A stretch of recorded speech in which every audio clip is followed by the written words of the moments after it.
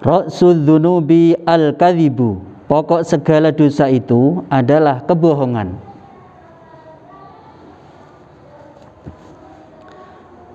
Assalamualaikum warahmatullahi wabarakatuh. Bismillahirrahmanirrahim. Alhamdulillahirabbil alamin. Wassalatu wassalamu ala asyrafil anbiya'i wal mursalin sayyidina Muhammadin wa ala alihi wa ashabihi ajma'in. Amma ba'd. Alhamdulillahirabbil alamin. Bertemu lagi anak-anakku sekalian. Semoga kalian bersama keluarga di rumah selalu dalam keadaan sehat walafiat, sehingga dapat melaksanakan aktivitas dengan sebaik-baiknya. Amin ya rabbal alamin. Alhamdulillah rabbil alamin. Pagi hari ini bertemu lagi dengan Bapak Yazid dalam pelajaran fikih ya, untuk anak-anakku kelas 6 semuanya. Ya, sebelum belajar marilah kita baca basmalah ya, ta'awudz dan basmalah untuk mengawali belajar kita. A'udzu billahi minasyaitonir rajim. Bismillahirrahmanirrahim. Ya. Kita mulai. Untuk bab kita hari ini adalah meneruskan bab kita minggu kemarin ya. Ya, yaitu mengenai jual beli ya, jual beli Islami. Dalam buku paket di halaman 45, 46 dan seterusnya. Silakan kalian buka. Ya, minggu kemarin sudah kita bahas ya sedikit mengenai jual beli ini ya. Untuk biar lebih ingat kita ulangi sedikit ya. Jual beli ya. Jual beli itu adalah bentuk pertukaran harta. Okay. Pertukaran harta dengan harta yang lain untuk diambil manfaatnya dengan jalan saling merelakan atau memindahkan hak milik dengan penggantinya melalui cara-cara yang diperbolehkan dalam Islam. Ya. Kita sebagai manusia ini adalah sebagai makhluk sosial ya, sehingga ini sangat erat sekali hubungannya dengan jual beli ya. Yang mana jual beli ini sendiri adalah apa? Saling membutuhkan ya. Makhluk sosial itu adalah saling membutuhkan dengan yang lain ya. Kita misalkan membutuhkan suatu barang ya, kita bisa mendapatkannya dari orang lain. Misalkan bisa kita beli di pasar, di toko dan lain sebagainya. Itu artinya apa? Kita masih membutuhkan orang lain atau makhluk sosial, gitu ya. Terus kemarin juga sudah dijelaskan mengenai jual beli yang dilakukan secara sah, barang yang dijual menjadi milik pembeli, ya itu otomatis ya. Suatu barang itu kalaupun sudah dibeli, maka barang itu menjadi hak milik pembelinya.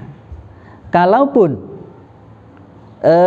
si pembeli sudah memiliki apa yang dibelinya, maka si penjual juga berhak atas penggantinya tadi. Apa penggantinya? Ya uang tadi, uang yang dipergunakan untuk membeli barang tadi, otomatis itu sudah menjadi hak milik si penjual. Begitu ya. Itu jual beli. Terus pada hari ini kita akan bahas mengenai rukun-rukunnya. Ya, rukun-rukun jual beli. Di dalam jual beli ya, jual beli itu bisa sah apabila sudah ada 5 rukun yang harus terpenuhi ya. Yang pertama langsung kita bahas ya, yaitu penjual. Siapa penjual itu? Ya, penjual itu berarti ya orang yang menyediakan barang, yang menjual dagangannya, menjual barangnya. Penjual harus memiliki barang yang dijual atau mendapatkan izin untuk menjual barang dan berakal sehat. Ya, jadi apa yang dijual oleh si pembeli tadi, apa yang dijual oleh si penjual tadi, itu berarti apa? Harus miliknya sendiri, tidak boleh milik orang lain. Itu namanya apa? Hak dari barang tadi adalah haknya si penjual. Gitu ya. Ataupun penjual tadi sudah memiliki izin. Dalam artian apa? Penjualan tadi itu bisa diwakilkan kepada orang lain, sehingga orang lain tadi bisa menjualnya. Itu berarti sudah mendapatkan izin dari yang punya.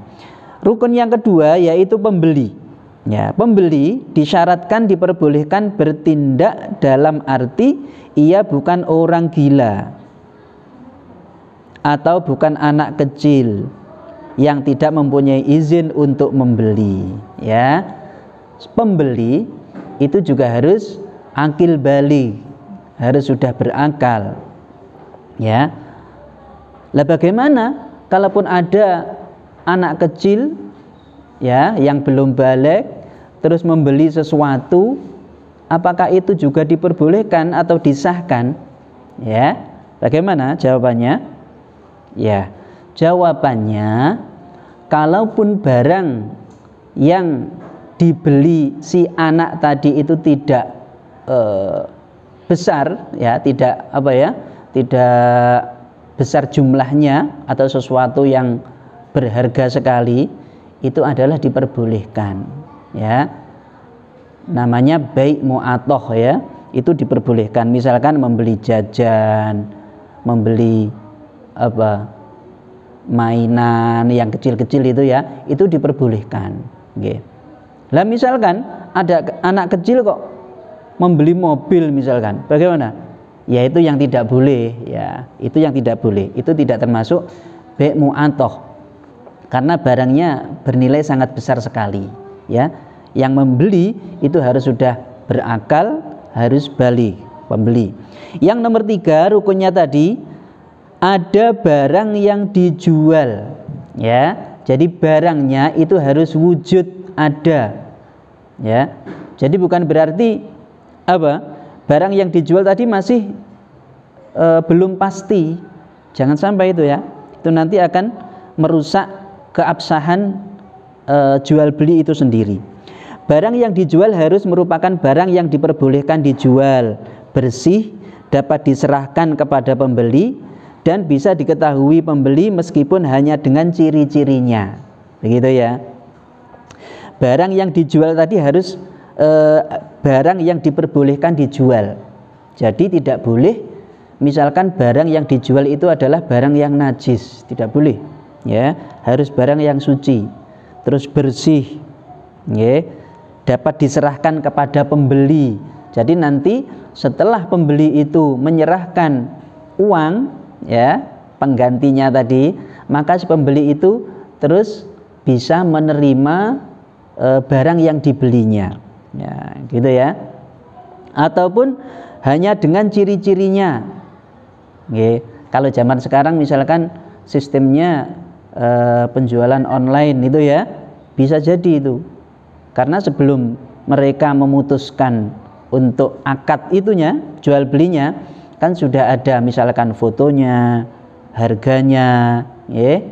Kalau misalkan ada cacatnya itu juga tahu, begitu, ya. Misalkan barang yang dijual itu second atau tidak baru, ya, berarti kalau begitu nanti sama-sama tahu antara penjual dan pembeli. Jadi tidak boleh menjual barang yang belum tentu atau tidak kelihatan. Misalkan begini, ada seseorang yang menjual ikan, ya, tetapi ikannya itu masih di dalam kolam yang sangat besar. Nah, jadi kan tidak bisa tahu, tidak tahu ikannya seberapa, ikannya itu sehat apa tidak, atau baik apa tidak, kan tidak tahu. Itu yang tidak boleh, ya. Itu. Yang keempat, rukunnya juga yaitu bahasa akad, ya. Bahasa akad, adanya akad yaitu adanya ijab dan qabul antara penjual dan pembeli, ya. Jadi di dalam jual beli itu seharusnya, ya, itu juga ada akadnya, ya. Jadi misalkan dari penjual mengatakan, iya, barang ini saya jual sekian kepada kamu, kepada sampean. Si pembeli juga harus menjawab, ya, sebagai qabulnya, iya, barang ini saya beli dengan harga sekian. Itu namanya apa? Ijab qabul, gitu, ya. Terutama yang sangat disarankan itu adalah barang-barang yang cukup besar nilainya ya, harus ada akadnya.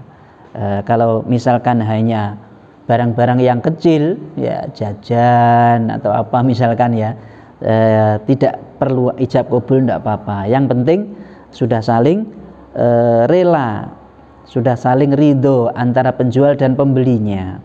Yang kelima ini kerelaan kedua belah pihak ya. Jadi antara si penjual dan pembeli itu sudah harus saling merelakan. Si pembeli sudah rela dengan pembelian barang dengan seharga segitu, ngaten nggih, karena dia sudah mendapatkan barang yang ia butuhkan. Nah, si penjual sendiri juga sudah rela dengan harga yang disepakati tadi, karena si penjual itu sudah merasa mendapatkan untung dari penjualannya tadi. Kalau begitu, maka di keduanya sudah saling rela. Si penjual juga rela, sudah mendapatkan untung dari penjualannya. Si pembeli juga sudah rela, sudah senang dengan barang yang sudah didapatnya itu, yang dibelinya itu. Ya, ada 5 itu ya, rukun jual beli, perlu kalian fahami. Terus selanjutnya ya, di situ ada syarat sah jual beli ya. Syarat-syarat sah jual beli. Silahkan kalian simak di situ. Jual beli dapat terlaksana dan hukumnya sah apabila masing-masing syarat sah jual beli itu terpenuhi. Misalnya syarat penjual dan pembeli terpenuhi, syarat uang dan barang yang diperjualbelikan terpenuhi. Gitu ya. Jadi si penjual dan pembeli juga memenuhi syaratnya, barang yang dijual harus memenuhi syaratnya, begitu ya, harus suci, harus bersih tadi ya, harus nyata kelihatan tadi. Yang pertama, syarat penjual dan pembeli ya, agar jual beli yang dilakukan dan terlaksana dengan sah, penjual dan pembeli harus memenuhi syarat-syarat berikut. Yang pertama, jual beli dilakukan oleh orang yang berakal agar tidak tertipu dalam jual beli, itu ya, harus sudah akil balik, berakal. Ini diambil dari surah An-Nisa ya, surah An-Nisa ayat 5. Di situ kalian simak, bismillahirrahmanirrahim, wala tu'tus sufaha'a amwalakumul lati ja'alallahu lakum qiyama. Dan janganlah kamu serahkan kepada orang yang belum sempurna akalnya harta mereka yang ada dalam kekuasaan kamu, yang dijadikan Allah sebagai pokok kehidupanmu ya. Jadi kalau bisa menyerahkan barangnya itu kepada orang yang sudah berakal sempurna, itu syaratnya. Yang kedua, jual beli dilakukan atas kemauan sendiri, tidak terpaksa ya. Jadi si penjual menjual barangnya itu adalah kemauannya sendiri, tidak dalam keadaan terpaksa. Misalkan dipaksa oleh orang lain, atau mungkin malah dipaksa oleh si pembelinya, ya, wis barangmu tak tukune wi. Nah, basa ngono apa? Hargane saiki. Ya, itu namanya apa? Terpaksa, dan penjualnya ya rugi otomatis ya. Terus selanjutnya, keadaan barang yang diperjualbelikan tidak mubadzir ya. Barang yang diperjualbelikan itu harus barang yang dapat dimanfaatkan ya, dapat dimanfaatkan. Apa saja? Apa saja? Misalkan apa? Ya, misalkan ya sesuatu yang bermanfaat, misalkan menjual buku gitu, menjual tas, kan bisa dimanfaatkan. Lah yang tidak bermanfaat itu apa? Ya misalkan sesuatu yang tidak ada manfaatnya, misalkan menjual kertas bekas selembar misalkan, yang di situ sudah kotor sekali, ya kan nggak bisa dimanfaatkan. Selanjutnya, penjual dan pembeli sudah balik dan dewasa. Akan tetapi anak-anak yang belum balik dan mengerti jual beli barang-barang kecil dapat diperbolehkan mengadakan jual beli. Misalnya jual beli koran dan buku-buku. Ya, tadi sudah kita singgung ya, bahwa antara penjual dan pembeli ini adalah sudah akil, sudah dewasa, sudah balik. Akan tetapi kalau barang-barangnya itu berupa barang yang kecil, ya, maka diperbolehkan ya. Sampai di situ. Yang terakhir, ini adalah syarat uang dan barang yang diperjualbelikan. Ya, di situ. Uang yang dipergunakan untuk membeli dan barang yang diperjualbelikan harus memenuhi syarat-syarat sebagai berikut. Ya, yang pertama, keadaan barang atau keadaan barang adalah barang yang suci atau dapat disucikan. Ya, barangnya itu yang dijual itu adalah barang yang suci, ataupun kalau najis, kena najis, bisa disucikan. Benda najis tidak sah diperjualbelikan dan tidak boleh dijadikan uang untuk dibelikan, seperti kulit bangkai yang belum disamak. Ya, najis, kulit bangkai yang belum disamak itu adalah najis, maka tidak boleh diperjualbelikan. Menjual kotoran ayam misalkan, nggak boleh, ya, karena itu barang yang najis. Lah bagaimana kalaupun kita misalkan butuh kotoran ayam itu, ya akadnya bukan jual beli, ya, akadnya bukan jual beli, boleh, tapi akadnya bukan jual beli. Begitu. Yang B, barang yang diperjualbelikan mempunyai manfaat. Tidak boleh memperjualbelikan suatu barang yang tidak ada manfaatnya. Tadi sudah kita singgung juga ya, harus sesuatu yang dapat dimanfaatkan barang yang diperjualbelikan itu. C, barang yang diperjualbelikan adalah milik si penjual atau milik orang lain yang diwakilinya. Barang yang dijual oleh si penjual itu harus miliknya sendiri, barangnya sendiri, ataupun dia miliknya orang lain tapi diwakilkan kepada dia.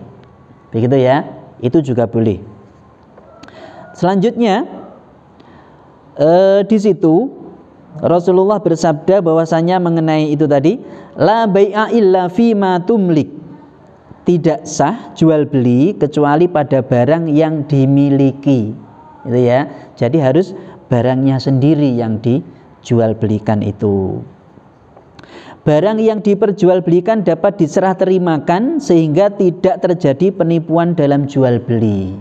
Ya, jadi barangnya itu juga harus siap, sudah wujud. Kalaupun terjadi akad jual beli, setelah terjadi akad itu, barang yang dibeli harus bisa langsung untuk diserahkan. Atau kalaupun online misalkan barang itu setelah terjadi akad, ya, uangnya dikirim, maka barangnya juga harus segera dikirim, gitu, harus segera dikirim untuk dikirimkan kepada si pembeli tadi. Yang terakhir, barang yang diperjualbelikan dapat diketahui si penjual dan si pembeli, baik bentuk, zat, kadar atau ukuran maupun sifat-sifatnya.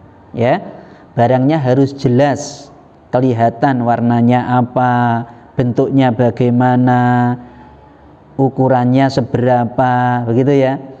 Jadi tidak boleh menjual misalkan wis teloku ki sak tegalan iki tak dol ning kabeh iki, tapi rong tak jeboli iki, sik ning jero lemah.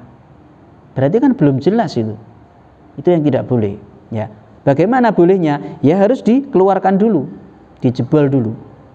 Ya, biar kelihatan ketelanya, begitu ya. Atau misalkan begini, ada pohon mangga misalkan yang masih kembang itu ya, belum menjadi buah, terus itu sudah ada akad jual beli, ya. Ini saya beli ini satu pohon ini semua saya beli. Itu belum bisa. Karena apa? Karena belum jelas, itu masih belum berupa mangga, masih kembang. Bisa jadi itu tertimpa angin misalkan, jatuh atau bagaimana. Maka nanti itu akan merugikan pada salah satu pihak. Itu yang tidak diperbolehkan. Begitu ya anak-anak ya.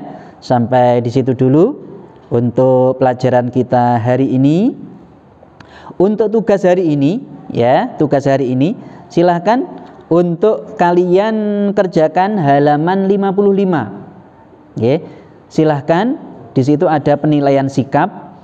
Itu silahkan kalian salin di buku tugas ya, ditulis semuanya, juga digarisi, itu dijawab semuanya, alasannya apa.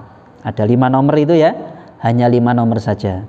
Tugasnya untuk hari ini itu saja sementara ya. Demikian dari Pak Yazid, kurang lebihnya minta maaf. Semoga kalian tetap sehat walafiat bersama keluarga di rumah. Sekian, syukran min husni istimaikum. Assalamualaikum warahmatullahi wabarakatuh.